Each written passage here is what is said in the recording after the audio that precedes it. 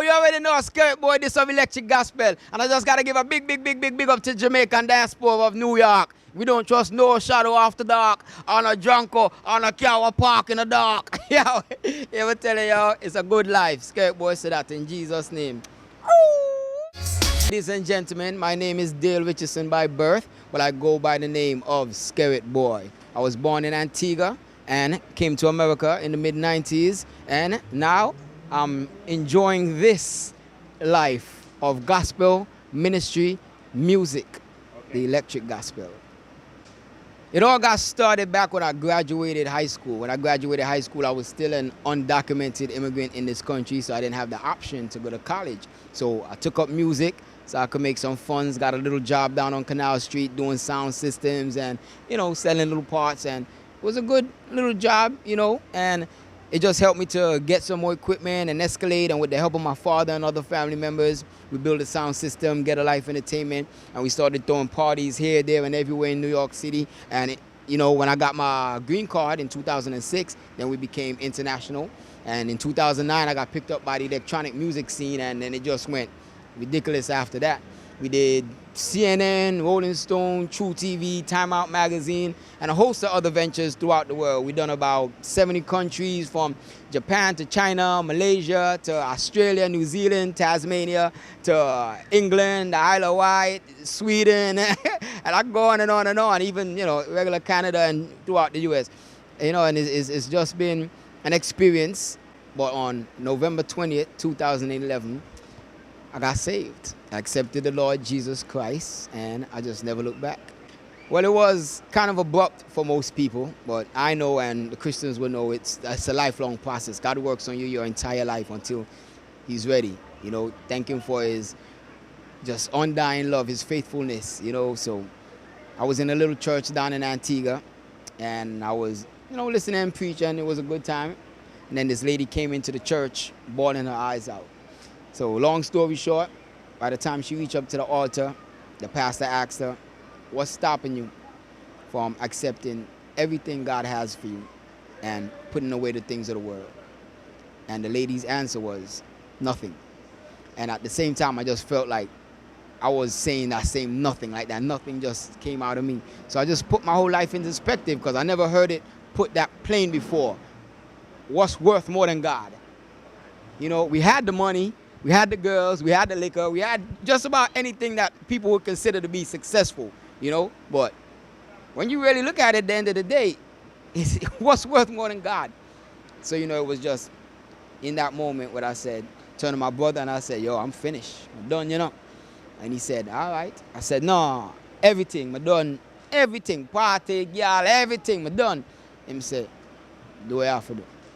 Went back to my hotel, wrote up my resignation, announced that's it, I'm quitting. No going away party, no last performance. That was it. And I never looked back.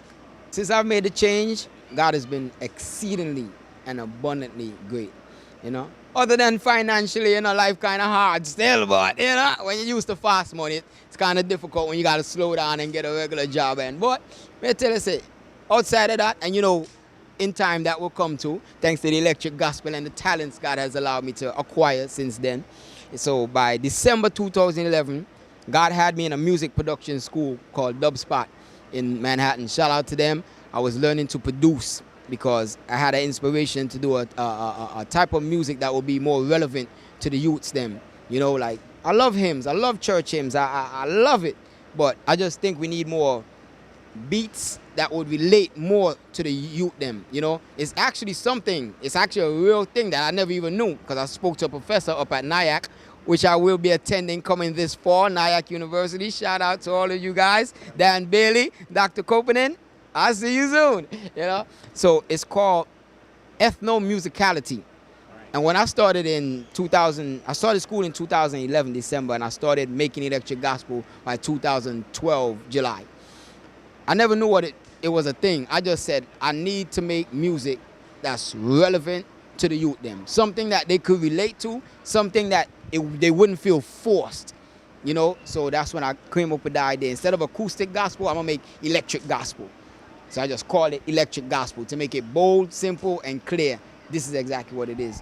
So God got me in school, came up with electric gospel, opened the doors to minister at so many different shows, nationally and internationally, seeing lives change, seeing people get saved. And now there's another door that's been opened to me so I could attend college, you know, and it's like, wow, God is good.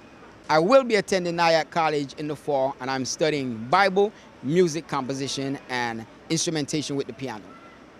Well, the world is always going to be the world, you know. The world was always the world, and it's always going to be the world. It's not getting any better because man live by their own heart's desire. And even the Bible tell you that the heart of man will wax more evil throughout time. You know what I'm saying? But I would have to say, Christians, we have to be who we are. You know, it's not a fitting in thing, and it's not a compromise thing. Because some people will hear the electric gospel and just say, that sounds too much like secular music. Nothing I do is secular. I don't even own a secular song. I don't own a Bob Marley. I don't own a Luciano. I don't even own a Celine Dion. 100% gospel. And I do not take secular beats and make gospel music. I compose my own tracks to make it gospel. I believe in the separation of sacred and secular. Not because I'm out there and I bug out and I turn up on my wall and them thing there. I believe in doctrine. I understand theology, and I understand that light has no company with darkness. You understand? If you're going to the darkness, you must be the light in the darkness. You not put out your light. You understand? So when a man call me and say, yo, Skerrit, I need you to come to a barbecue, I make them not say, yo, gospel, me bring a barbecue, you know? You see me? Some people say, no, man, just bring some clean music. I say, you can find another DJ for do clean music. Gospel, me I do. You want a wedding? Gospel. You want a funeral? Gospel. You want a sweet 16? Gospel. Anything you call me for, 100% gospel. And I know some DJs out there are Christians and they will go and play clean music here and there. I don't have no problem with that. But I know what God called me for, so leave me alone. Now come harass me. Gospel. Okay. Put it like this. Make up your mind. If you're seeking your purpose, make up your mind. Because when me in the world, you know, if I want to achieve something, I just make up my mind. And then I see the steps that I got to take to achieve it. If you want to be a Christian, you're caught on the fence, make up your mind. Because if you're going to be caught on your fence, you're in a dangerous place. You're like in the middle of the doorway. God got you here, you want to go inside, but you got one foot in the world. Satan, I stab you up, and I beat you up. And Jesus just saying, step inside. And I could close the door. But you say, boy, Jesus, I want a little party, I want a little sex, I want a... Devil got you, him got you, him got you, him got you. Make up your mind. Go outside and go hang around and have fun with the devil and make money and do everything where you want to do and enjoy this life. Or go inside of the Father's house and get everything where him have for you.